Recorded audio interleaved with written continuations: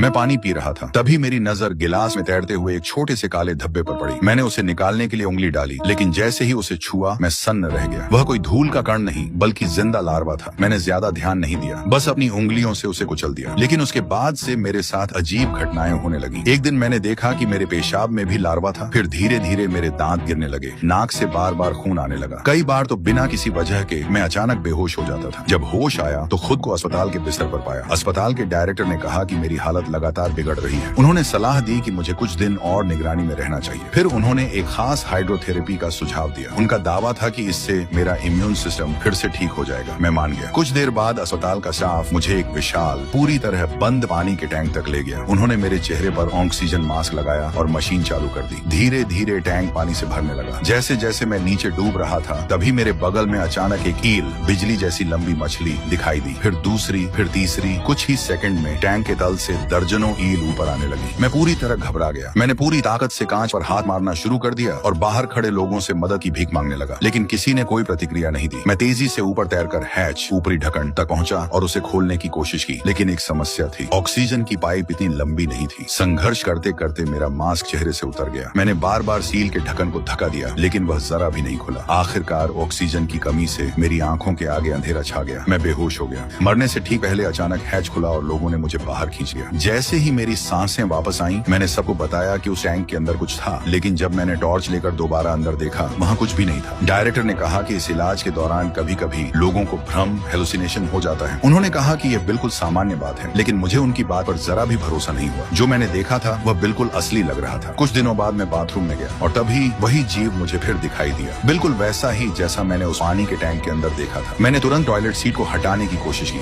लेकिन तभी मेरा पैर फिसल गया। मैं जोर से फर्श पर गिर पड़ा और जब मैंने ऊपर देखा, जो नजारा मेरे सामने था, उसे देखकर मैं डर के मारे पीछे हटता चला गया।